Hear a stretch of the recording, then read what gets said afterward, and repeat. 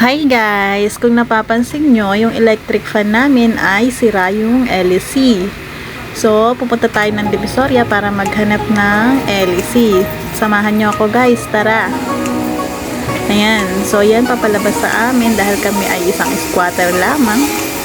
Ayan, sa paglabas namin, may makikita nyo, maraming truck. Sobrang daming truck. So, doble ingat tayo guys dyan. Dahil hindi talaga tayo pwedeng basta-basta tatawid dyan. Ayan. So, sasakay muna tayo ng tricycle papuntang Divisoria. Wala namang isang oras ang pagpunta doon. Mga 5 minutes lang. Nandun ka na. Ayan. Nakikita nyo marami ng tricycle. So, ayan. Nandito na tayo sa tapat ng 168 Mall. Nasa Tutuban na tayo guys, papunta tayo ng Tutuban. So yan, lakad-lakad lang tayo. Yan, wala na masyadong maraming tao ngayon dahil tapos na ang bilihan ng mga school supplies. Ayan, lakad lang tayo hanggang dulo. Muni-muni lang tayo din.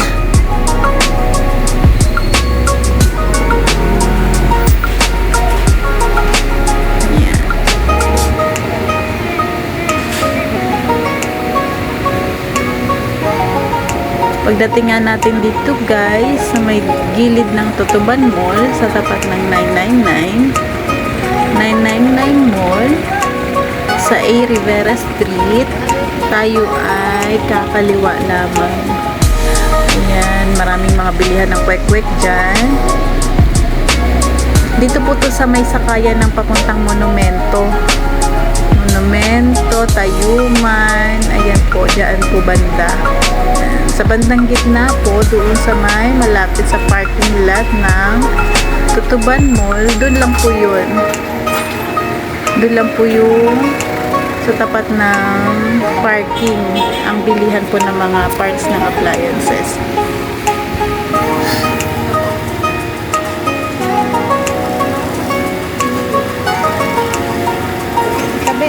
Ayan, malapit na tayo guys. Ayan guys, kung napapansin nyo, ayan siya.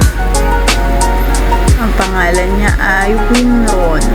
Ayan guys. Mga parts siya ng electric fan. Ayan, electric fan. At kung ano-ano pa. Washing machine guys, meron din dyan parts ng washing machine. Tsaka kung ano pa mga parts na kailangan nyo. Baka makakita kayo dyan guys. Pag nasisira yung ano namin, washing machine, dyan na kami pupunta guys. Tatanong lang kami ng parts. Pwede rin magpaayos dyan guys. Ilang beses na kami nakapagpaayos dyan na electric fan. Yung bigla-biglang humihinto, nag-overheat yan. Dinadala namin dyan guys. Tapos binabalikan na lang namin kung kailan na siya pwedeng pick upin. Mga ilang days lang naman. Ayan guys yung mga parts na mga binibenta nila. Parts ng mga appliances.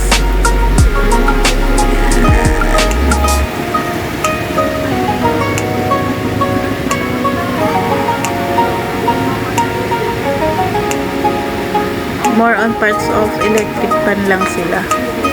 Ayan sa loob. Ganyan sila sa loob. Iba-iba mga parts.